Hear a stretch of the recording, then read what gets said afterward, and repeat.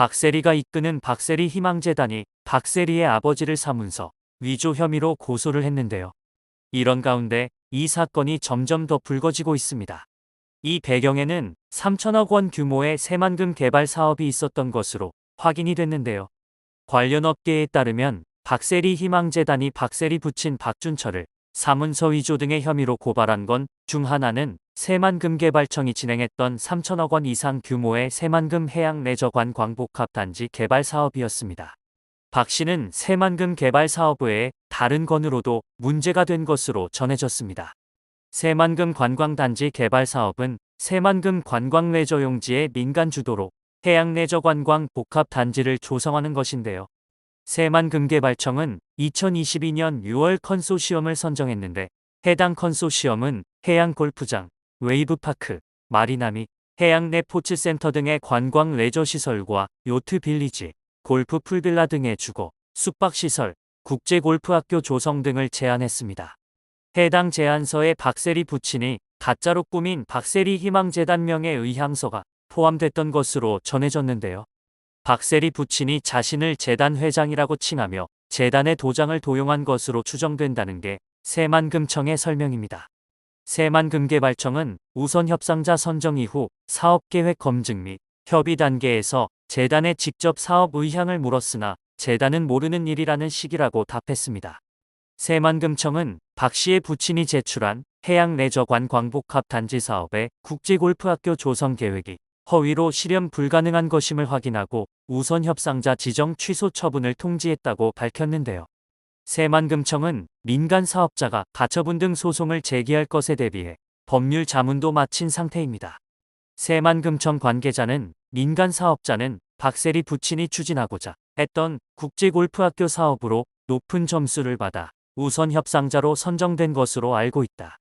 박세리 부친이 박세리 희망재단 회장 명함을 가지고 다니면서 발표에도 참여하니 정말 그가 박세리를 대변하고 있는 사람인 줄 알았다고 말했습니다.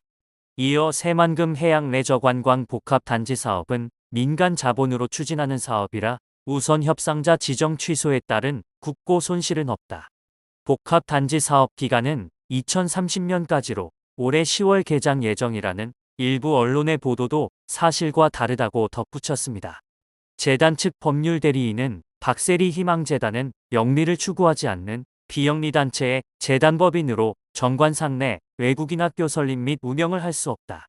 국제골프학교 설립 추진 및 계획을 세운 사실이 없고 앞으로도 어떠한 계획이 없음을 분명하게 말씀드린다고 밝혔습니다. 무엇보다 눈살을 찌푸리게 만든 것은 박 씨가 본인을 박세리 재단의 회장이라고 소개를 하고 설명회까지 했다는 사실인데요.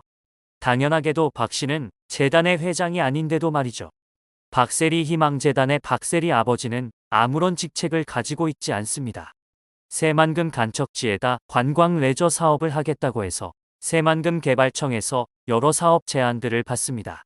결국은 한 업체가 6개 정도 포함된 컨소시엄이 우선 협상 대상자가 됐는데 거기에서 소위 박세리 아버지가 박세리 희망재단이 골프학교를 만든다는 취지로 여기 사업 내용에 추가를 시킨 거죠.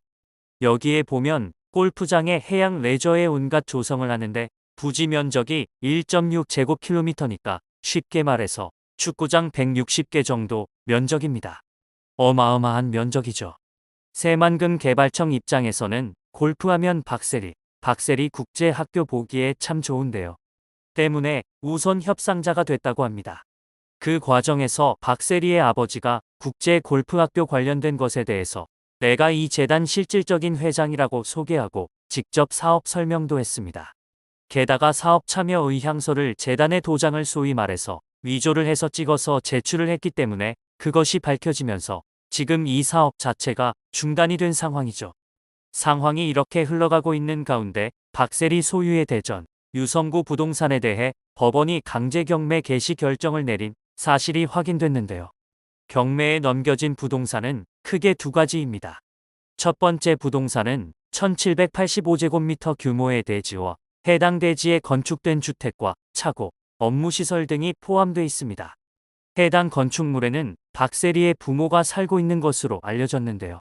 두 번째는 그 바로 옆에 위치한 539.4제곱미터 규모의 대지와 4층 건물입니다. 4층 건물은 박세리 명의로 2019년 신축했습니다. 박세리는 2022년 MBC 예능 프로그램 나 혼자 산다에 출연해 대전 집을 공개하며 부모님 집 옆에 4층 건물을 지어 동생들과 함께 산다. 4층 집은 직접 설계와 인테리어를 했다고 말하며 집에 대한 애정을 드러낸 바 있는데요. 나혼산에서 박세리가 반려견들과 캠핑을 했던 드넓은 마당이 딸린 주택과 박세리가 살던 4층 신축 건물이 모두 경매에 넘어갔습니다. 박세리와 부친 박씨는 2000년 50대 50 공동지분으로 해당 부동산들을 취득했으나 10억 원이 넘는 채무관계로 2016년 3월 부모가 살던 부동산이 한 차례 경매에 붙여진 바 있는데요. 당시 감정가격은 토지와 건물을 포함해 총 36억 9,584만 원이었습니다. 해당 부동산에 대한 경매는 4개월 만인 2017년 7월 취하됐고 박세리는 2017년 7월 매매를 통해 부친의 지분 전체를 넘겨받았습니다.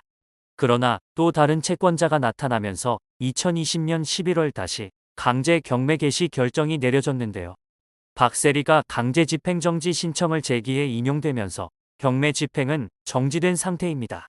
현재 박세리와 채권자 측은 해당 부동산들을 두고 소유권 이전 등기 말소를 비롯한 복잡한 소송을 진행 중이라고 하는데요. 소송 결과에 따라 박세리 부동산에 대한 경매가 취소될 가능성도 있습니다. 부동산 경매 및 소송에 대한 입장에 대해 박세리 소속사 측은 박 전 감독의 개인적인 일이라 잘 알지 못한다는 입장을 전해왔습니다. 상황이 나쁘게만 흘러가고 있는 듯한데요. 결국 부친의 지나친 욕심은 딸의 명예에 먹칠만 했습니다. 박세리의 아버지가 딸에게 골프를 시킨 이유도 돈이었습니다. 1998년 박세리가 LPGA 챔피언십에서 우승한 이후 박준철은 인터뷰에서 하고 많은 운동 중에 딸에게 골프 시킨 이유에 대해 막연하게나마 돈이 될 거라 생각해서였다고 답했습니다. 그러면서 어려울수록 최고가 되면 돌아오는 것도 많지 않겠나 싶어서 오기로 시작했는데 세리가 잘 따라줬다고 말했습니다.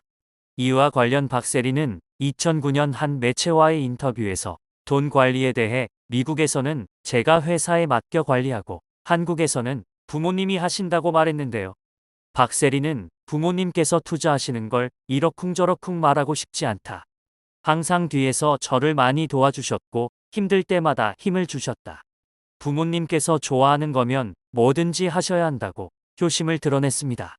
이후 박세리는 지난 2013년 SBS 힐링 캠프를 통해 아버지의 빚을 갚는데 자신의 골프 상금을 사용했다고 밝힌 바 있는데요.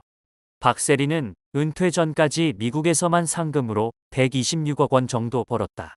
상금만 그 정도였고 추가적인 비용까지 모두 합치면 수입이 500억 원 정도는 될 것이라고 설명했습니다. 이어 아버지한테 저 골프 해야겠다고 해서 본격적으로 시작했다. 근데 그 찰나에 아버지가 하시던 사업이 갑자기 안 좋아지셨다. 부모님 입장에서는 자식 성공에 있어서 누구보다 뒷받침해주고 싶지 않나.